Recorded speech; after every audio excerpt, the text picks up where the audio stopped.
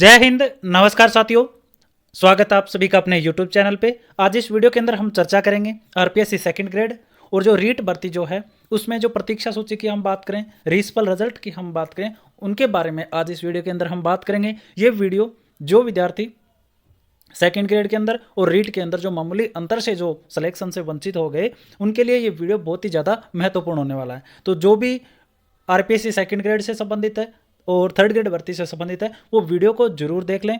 उसके बाद में जो भी सारी चीज़ें चल रही है, आपको पता होगा कि 6 महीने का जो नियम है उसको लेकर भी काफ़ी कुछ है वो बाजार के अंदर फैला हुआ है। और साथ ही साथ आप सब परेशान भी हो कि वेटिंग लिस्ट कब तक आ सकती है, क्या नियम है, क्या नियम नहीं है, और किस प्रकार से आगे की रूपरेखा तैयार करें जिससे वेटिंग लिस्ट है वो जारी हो और आपने जो मेहनत की थी उसका फल आपको मिल पाए।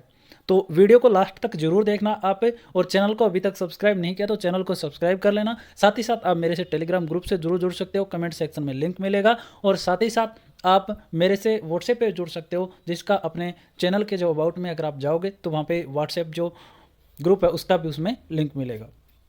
तो देखो, हम बात करेंगे दोनों ही भर्तियों के बारे में, सेकंड ग्रेड के बारे में भी और थर्ड ग्रेड के बारे में भी। तो लास्ट तक आराम से वीडियो देखते रहना, जिससे मैं सारी चीज़ें आप तक पहुंचा पाऊं और हर एक बिंदु को आप अच्छे से समझ भी पाओ।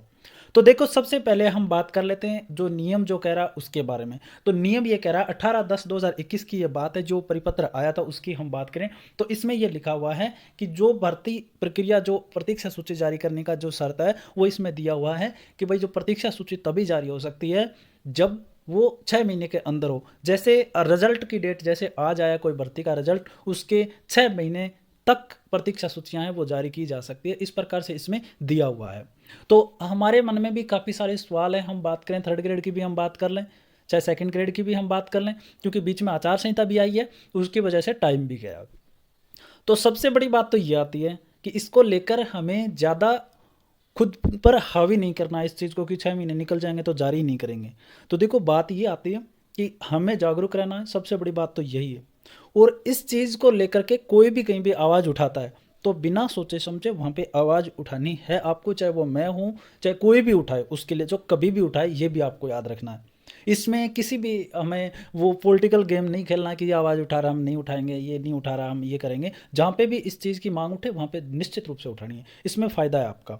अब बात ये आती है कि 6 महीने का आलोक राज जी ने भी बोला था कि जो थर्ड ग्रेड की हम बात कर लें, थर्ड ग्रेड में उन्होंने बोला था कि थर्ड ग्रेड की बात ये है कि जो 6 महीने की जो शर्त बताई जा रही है उसमें जो बीच में आचार संहिता आई है उसको भी हम एडजस्ट करने की कोशिश करेंगे और इसको एडजस्ट किया जाएगा।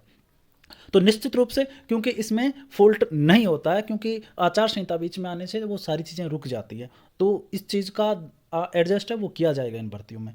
दूसरी बात सेकंड ग्रेड की भी करें, उसमें भी यही चीज़ें हैं साथ साथ में, और काफ़ी सारी रिक्तियाँ भी रहने वाली है। थर्ड ग्रेड और सेकंड ग्रेड दोनों में, सेकंड ग्रेड और थर्ड ग्रेड दोनों में ये मान के चलना रिक्तियाँ काफ़ी है, और जो मामूली अंतर से जैसे एक नंबर के अंडर में रहें या इससे ज़्यादा भी, तो उनको ज्वाइनिंग मिल सकती है छोटे से प्रयास से।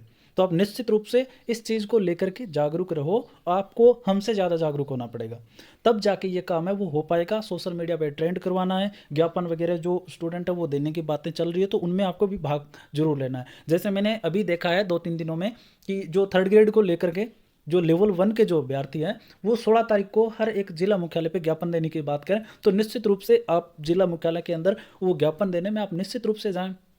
इसमें आपको कोई भी घाटा नहीं है, फ़ायदा ही हो सकता है, अच्छी भीड़ जाएगी, अच्छे स्टूडेंट है वो एक साथ हर एक जिला मुख्यालय में देंगे तो फ़ायदा होगा उससे, तो उसको लेकर के पीछे भी नहीं हटना है।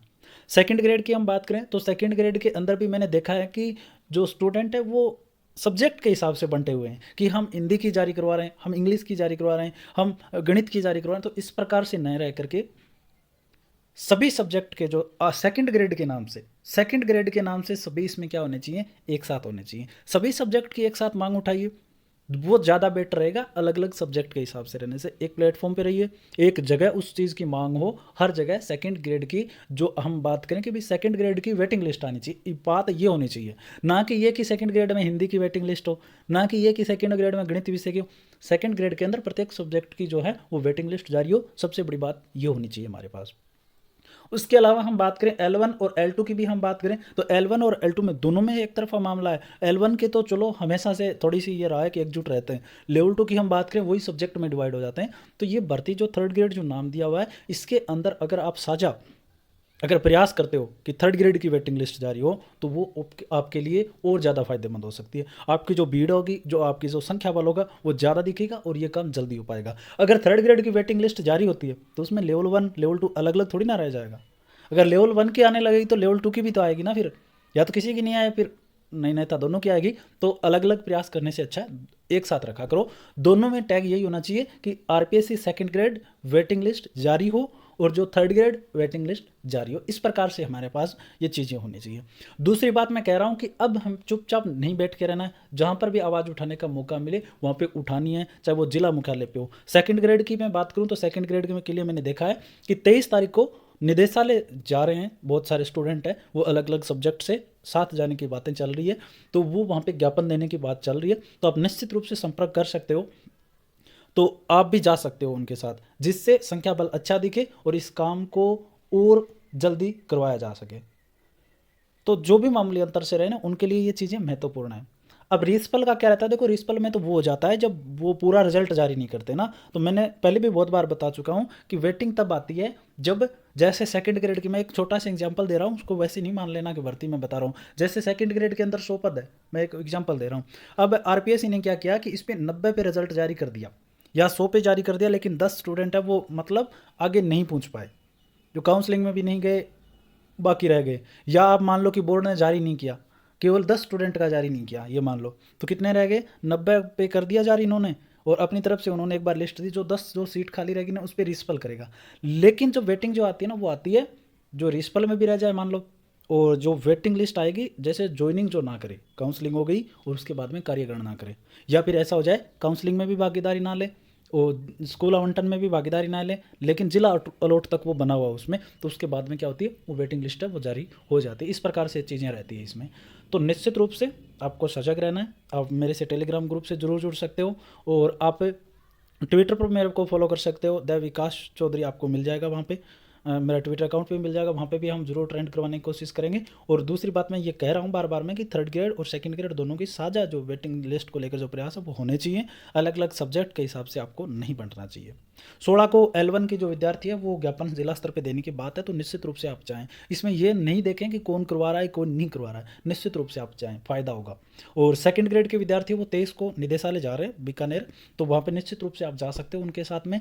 और आपको ये सारी चीज़ें हैं वो मैं बार बार उपलब्ध करवाता रहूँगा, बार बार इसके लिए मैं आवाज़ भी उठाता रहूँगा, और जहाँ तक आपका प्रयास रहेगा, जहाँ तक मेरा प्रयास रहेगा, ये काम है वो जल्दी हो पाएगा। वीडियो अच्छा लगा हो तो सब जगह शेयर कर देना, जिससे आप सब इकट्ठा हो पाओ एक जगह, और सब जगह शेयर कर देना। चैनल को सब्सक्राइब जरूर कर लेना, टेलीग्राम ग्रुप से जरूर जुड़ें। धन्यवाद।